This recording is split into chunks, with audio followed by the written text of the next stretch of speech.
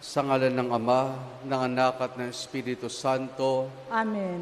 sumainyo ang Panginoon. At sumayo rin. Mga kapatid, ngayong araw ay ating ipinagdiriwang kapistahan ni San Francisco de Assis. Sa pasimula po ng ating pagdiriwang ng banal na misa upang tayo maging marapat makibahagi, aminin natin ang ating mga kasalanan. Inaamin ko sa makapangyarihang Diyos at sa inyo mga kapatid, na lubha akong nagkasala sa isip, sa salita at sa gawa, at sa aking pagkukulang.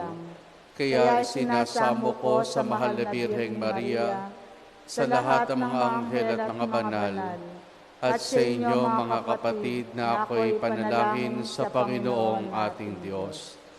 Kawan tayo na makapangyarihang Diyos, patawarin tayo sa ating mga kasalanan, patnubayan tayo hanggang sa buhay na walang hanggan. Amen. Amen.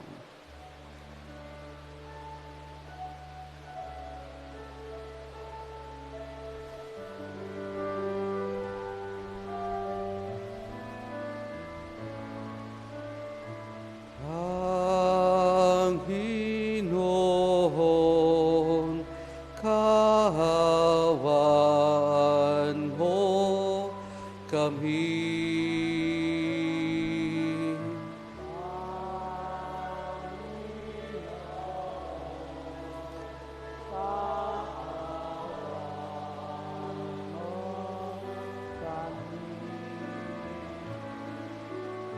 Kristo, kahawan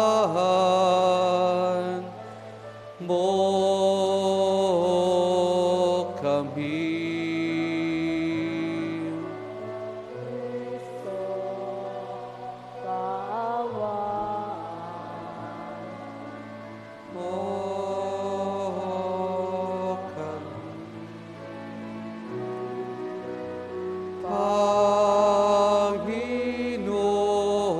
Panginoon, kahawan mo kami.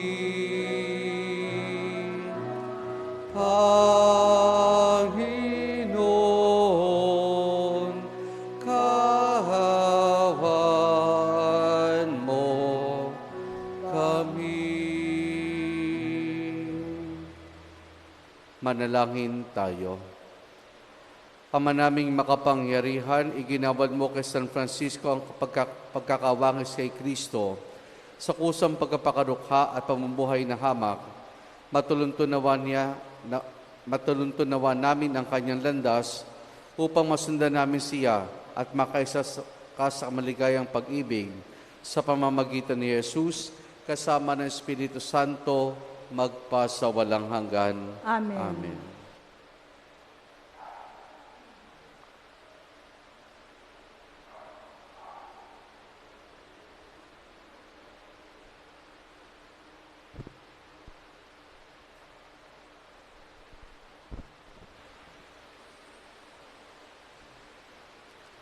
Ang salita ng Diyos mula sa sulat ni Apostol San Pablo sa mga taga-Galacia.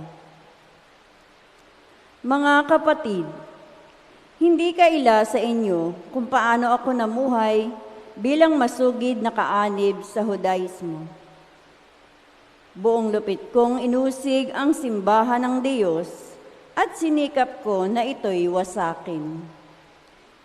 Naging mas masugid ako sa relihiyong ito kaysa maraming Hudyong kasing gulang ko, at malaki ang aking malasakit sa mga kaugalian ng mga ninuno.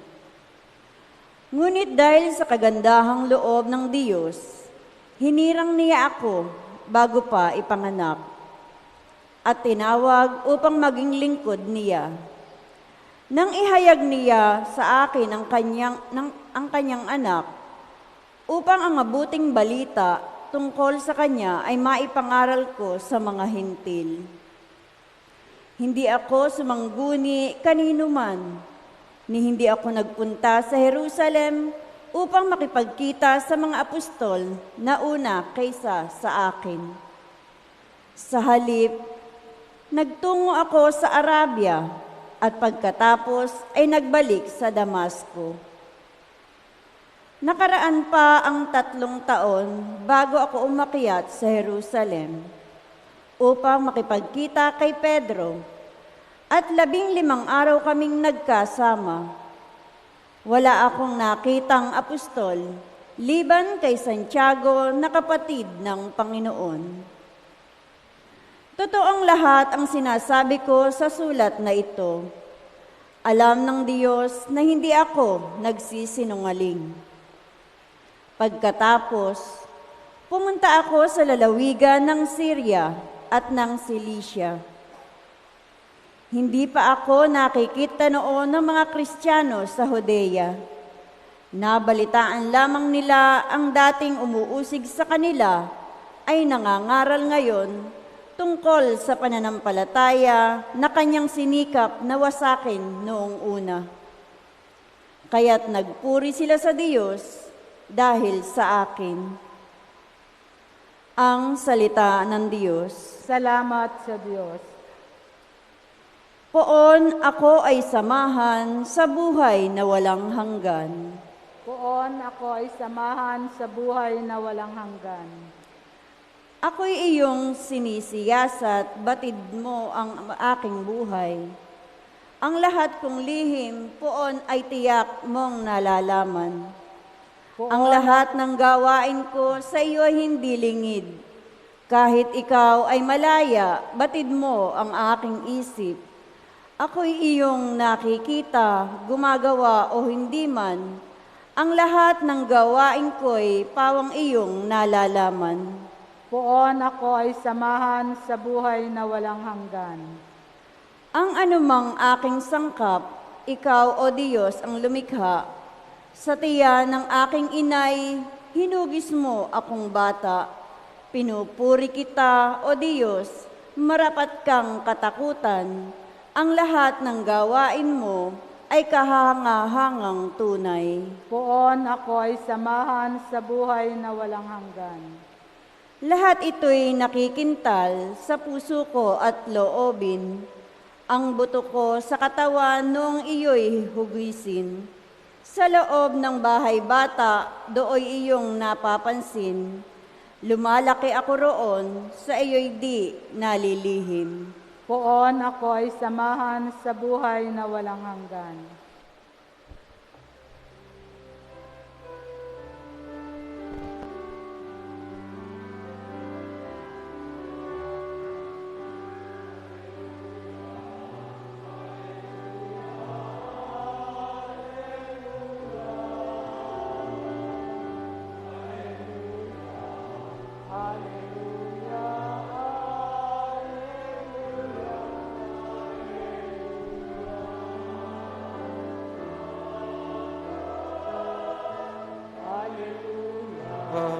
Hallelujah, hallelujah, hallelujah, hallelujah, hallelujah.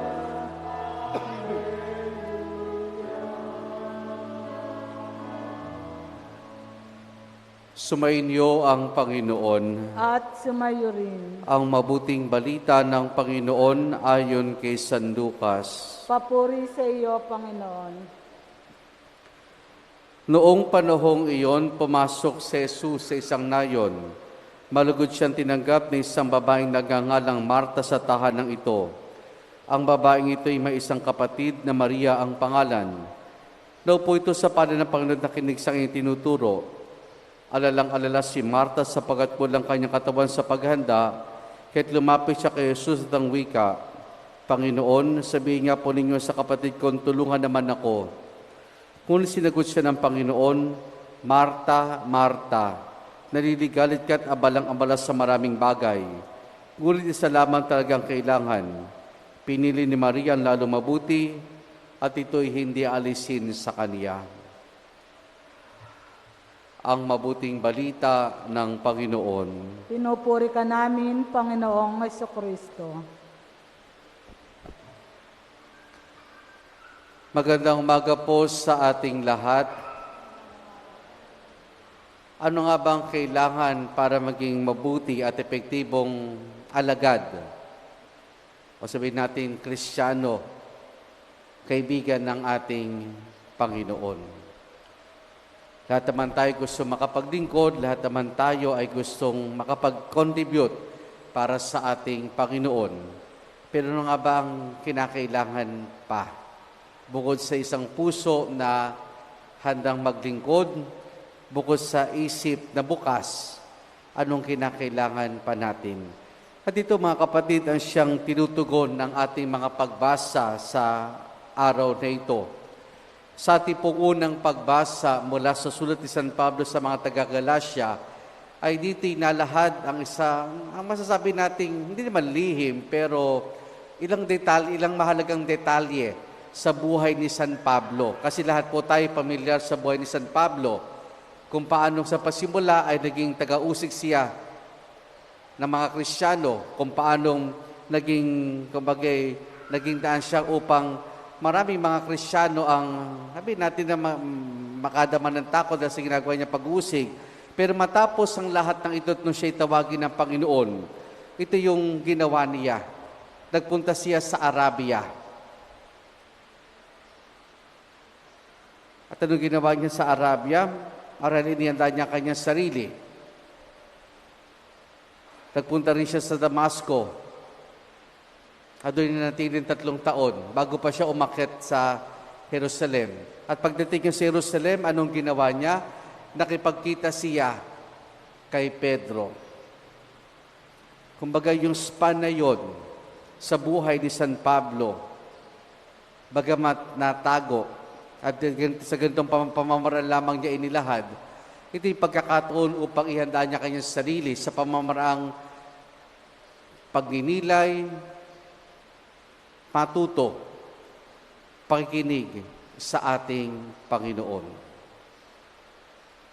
At dito rin mga kapatid, ang siyang ipinapaalala sa ating ngayon ng ating Panginoon sa Ebanghelyo, na kung saan ang magkapatid na Maria at Marta ay tinanggap sila sa kanyang tahanan. At dito, sabi nga, isa yung naging abala sa paghahanda ng pagkain ng Panginoon, samantalang isa ay naging abala sa pakikinig sa ating Panginoon. Ito mga kapatid, ang mahalagang makintal din sa ating isip at puso, kung nais natin maging mabuting Kristiyano, kung nais natin maging epektibong Kristiyano, kinakailangan din natin hindi lang tayo kumikilos, gumagawa, kundi kinakailangan din nating matuto, magdasal, at makinig sa Diyos. Kung nais natin maging mabuting Kristiyano, bukod sa paggawa, bukod sa pagkilos, kinakailangan din nating matuto, o sabihin natin mag-aral, kinakailangan nating makinig sa ating Panginoon, kinakailangan din nating manalangin. Sapagkat ang mga gawaing ito ang siyang tutulong at gagabay sa ating mga gawain. Sabihin natin sa ating mga apostolado, sa ating ginagawang paglilingkod, sa ating ginagawang mga trabaho. Hindi pwedeng gawa lang ng gawa, hindi pwedeng kilos lamang ng kilos. Kinakailangang may pinag-uugatan, kinakailangang may pinaguhugutan ang lahat ng ito. Bakit? Dahil dating pagkakataon, maaring mapagod tayo, mapagod ang ating katawan. Maaring may pagkakataon, sabihin natin, wala naman naka-appreciate sa akin, sa lahat ng aking ginagawa. Darating ang ganyan mga tukso sa ating buhay. Pero kung andoon yung sa simulay, natuto tayo, nagdasal tayo, nakinig tayo sa ating Panginoon, dumating na ng mga bagay na yan, yung tukso, masasabi natin na nagiging matatag ang bawat isa sa atin. At ito rin mga kapatid, ang siyang itinuturo sa atin ni San Francisco ng Assisi. Mula po siya sa isang mayamang pamilya ng Assisi. ang kanyang ama ay isang mangangalakal.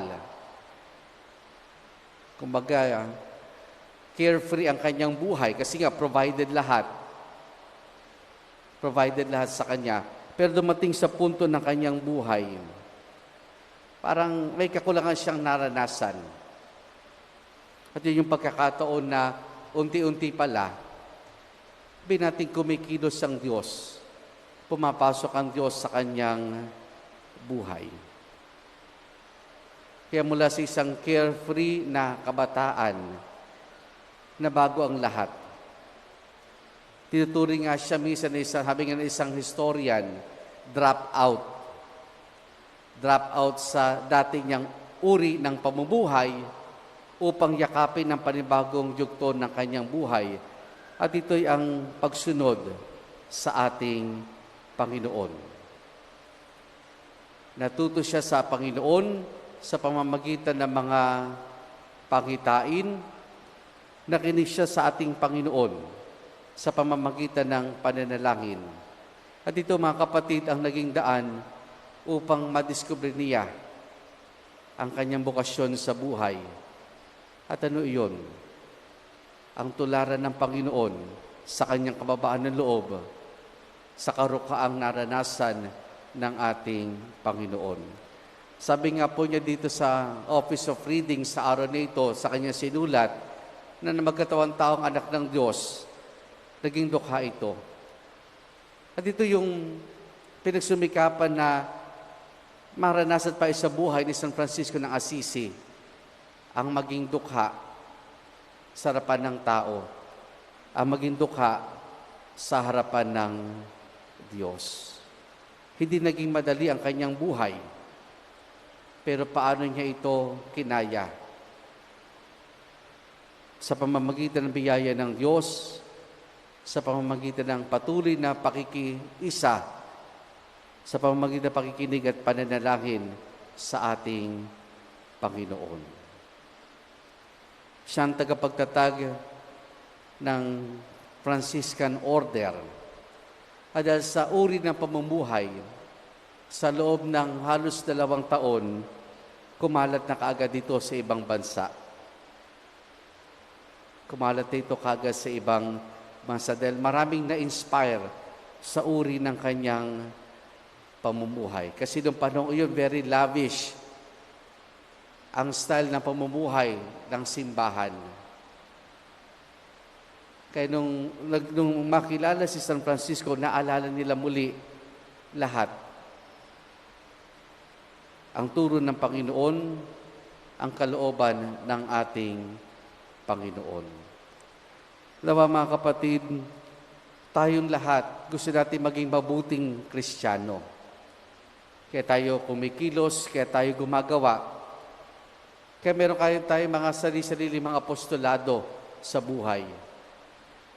Kaya ang huwag nating kalilimutan, sa likod ng lahat ng ating mga pagkilos, kinakailangan pa rin nating matuto, makinig, at magdasal. Amen.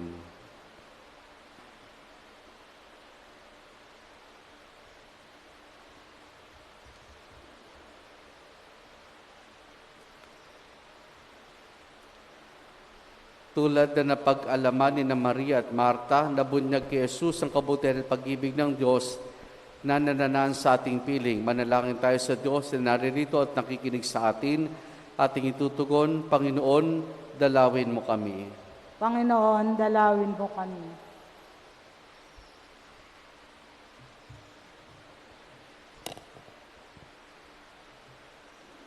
Ang simbahan sa buong daigdig, naway maging bukas na tahanan para sa lahat ng maliliit nating mga kapatid.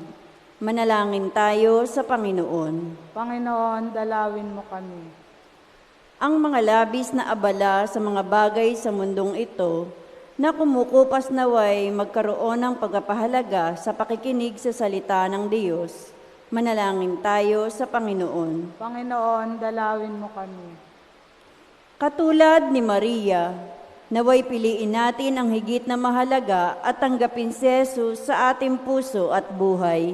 Manalangin tayo sa Panginoon. Panginoon, dalawin mo kami. Ang mga may sakit at naghihingalo, naway tumingin kay Kristo sa oras ng kanilang paghihirap. Manalangin tayo sa Panginoon. Panginoon, dalawin mo kami. Ang mga yumaunaway, manahan sa tahanan ng Diyos magpakailanman. Manalangin tayo sa Panginoon. Panginoon, dalawin mo kami.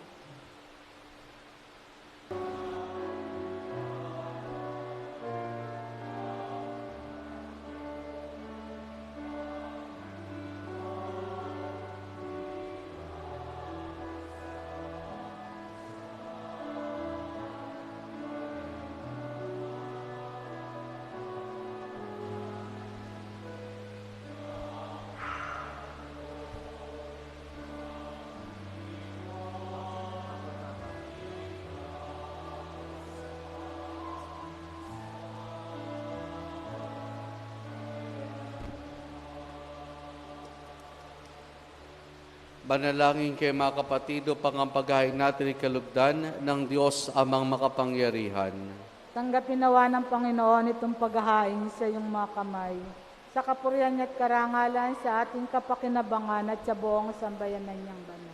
Ama naming lumikha, kaming naghahain ngayon ng mga alay ay nakikiusap na kami marapati makaganap sa pagdiriwang na nangyari sa krus na niyakap ng buong pag-ibig ni San Francisco sa pamamagitan ni Jesus kasama ng Espiritu Santo magpa sa walang hanggan. Amen. Sumayin niyo ang Panginoon. At sumayo rin. Taas sa Diyos sa inyong puso at diwa.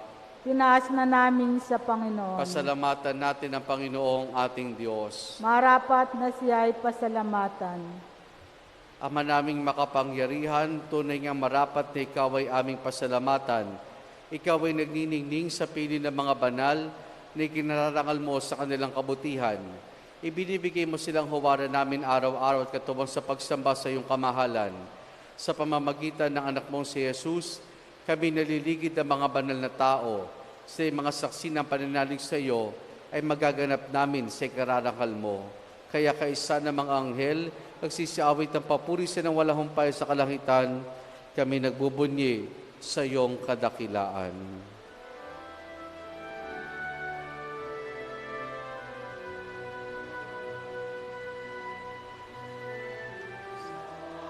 Santo, Santo, Panginoong Diyos ng mga hukbo, napupuno ang langit at lupa ng kadakilaan mo.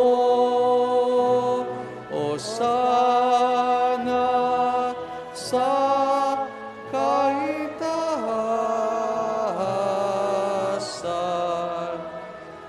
pinagpalaang naparirito sa ngalan ng Panginoon. O sana sa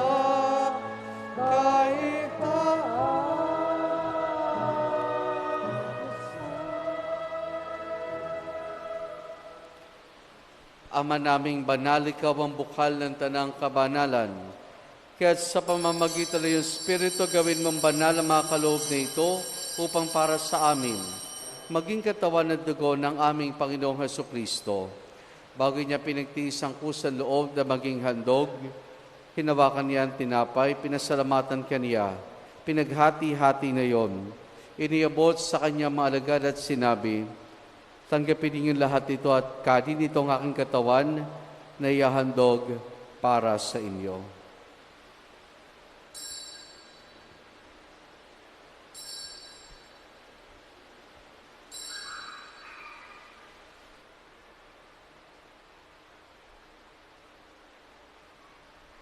Gayun din naman na matapos ang hapunan, hinawakan niya ang kalis. Muli kanyang pinasalamatan. Iniabot niya ang kalis sa kanyang maalagad at sinabi, tanggapin ninyo lahat ito at inumin itong kalis ng aking dugo, ng bago't wala hanggang tipan. Ang aking dugo na ibubuhos para sa inyo at para sa lahat sa kapagpapatawad ng mga kasalanan.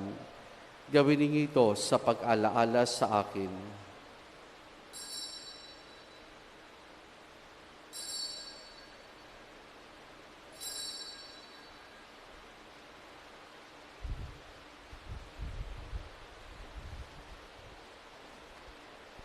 ang misteryo ng ating pananampalataya. Aming ipinahahayag na namatay ang iyong anak, nabuhay bilang Mesiyas at magbabalik sa wakas para mahayag sa lahat. Ama, ginagawa namin ngayon ang pag-alaala sa pagkamatay at muling pagkabuhay ng iyong anak, kaya tiniyalay namin sa iyo ang tinapay na nagbibigay buhay at ang kalis na kakaloob ng kaligtasan. Kami nagpapasalamat dahil kami minarapat o tumayo sa harap mo para maglingkod sa iyo. Isinasamo namin kaming magsasalo-salo sa katawan at dugo ni Kristo ay mabuklod sa pagkakaisa sa pamamagitan ng Espiritu Santo. Ama, lingapin mo ang simbahan laganap sa buong daigdig. Puspusin mo kami sa pag-ibig kay San Francisco naming Papa at ideri sa aming obispo at ng Tanang Kaparian. Alalahanin mo rin ang mga kapatid naming nahimlay na may pag-asang sila'y muling mabubuhay, gayon din ang lahat ng mga pumanaw at mga kaluluwa sa purgatorio.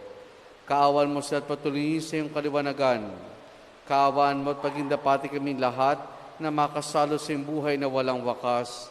Kaysa ng mahal na Birheng Maria na Ina ng Diyos, si San Jose ang kanyang kabiyak ng puso, kaysa ng mga apostol ni San Juan Bautista, Francisco ng Assisi, at ang lahat ng mga banal na namuhay dito sa daigdig ng kalugod-lugod sa iyo, may pagdiwanawa namin ang pagpupuri sa kararangal mo sa pamamagitan ng iyong anak na aming Panginoong Heso Kristo. Sa pamamagitan ni Kristo, kasama niya at sa Kanya, ang lahat ng parangal papuri sa iyo, Diyos amang makapangyarihan, kasama ng Espiritu Santo, magpa sa walang hanggan.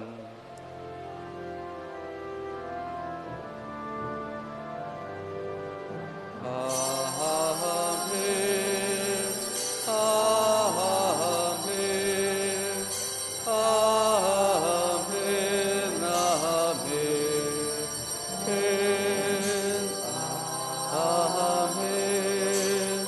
Amen. Amen.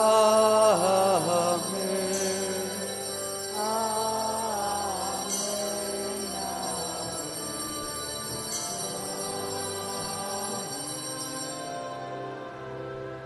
Sa tagumpay naman ng kagagaling na utos sa turo ni Jesus, na Panginoon natin at Diyos, ipahayag natin ng lakas loob.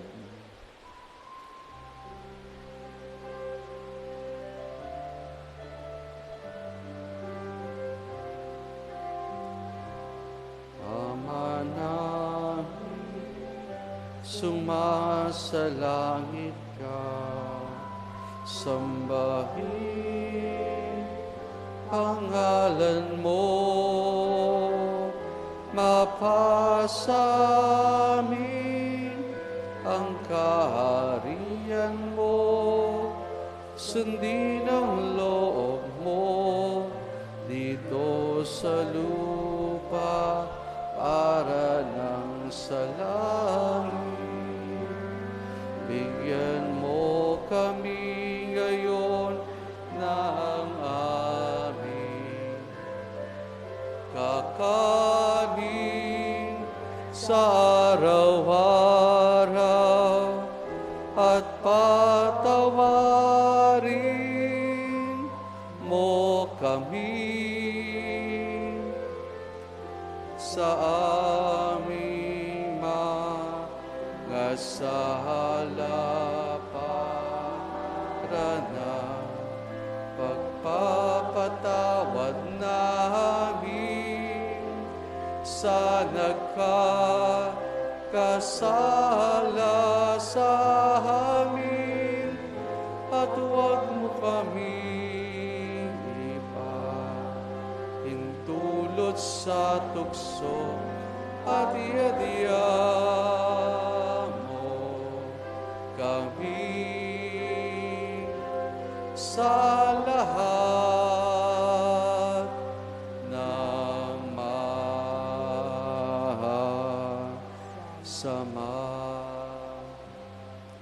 Hinihiling namin kay Maria sa lahat ng masama, pagkalooban ng kapayapaan araw-araw, iligtas sa kasalanan, at ilayo sa lahat ng kapahamakan, samantalang aming masayang pinananabikan ang dakilang araw ng pagkapahayag ng tagapagligtas naming si Jesucristo. Sapagkat iyo ang kaharian at ang kapangyarihan at ang kapurihan magpakailanman. Amen.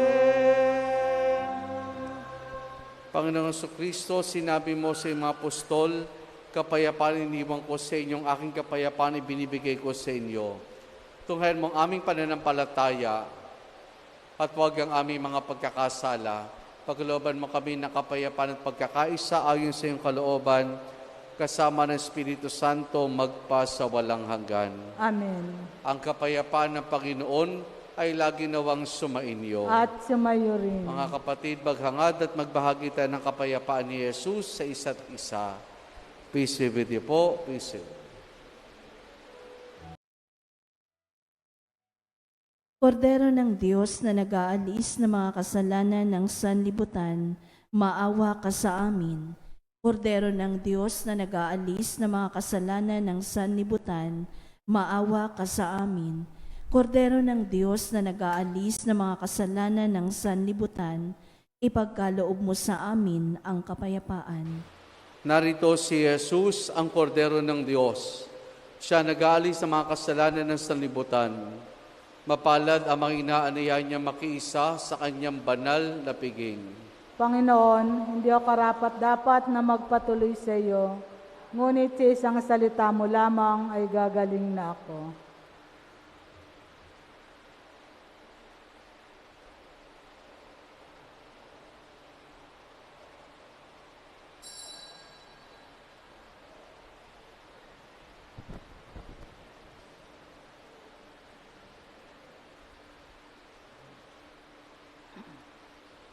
Espiritual na pagtanggap ng komunyon. Panginoong Hesus, ako ay naniniwala na ikaw ay nasa kabanal-banalang sakramento. Iniibig kita ng higit sa lahat at minimithi kong tanggapin ka sa aking kaluluwa. Sapagkat sa mga sandaling ito hindi kita matatanggap sa sakramento, tumuloy ka sa Espiritu sa aking puso. Niyayakap kita na para bagang naririto ka na at iniaalay ko ng buong buo ang aking sarili sa iyo. Huwag mo pong hayaang mawalay ako sa iyo. Amen.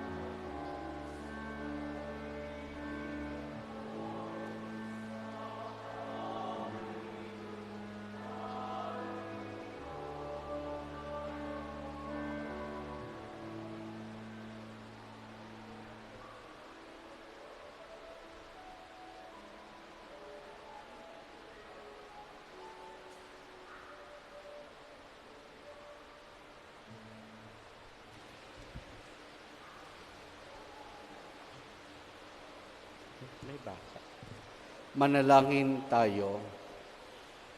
Ama naming mapagmahal, kaming pinapagsala mo sa banal na pakikinabang, ay gawin mong sa pagtulad sa pag-ibig at malasakit ni San Francisco, magkamit ng pagmamahal mo at makapagukol nito ng kapakanan ng lahat ng tao.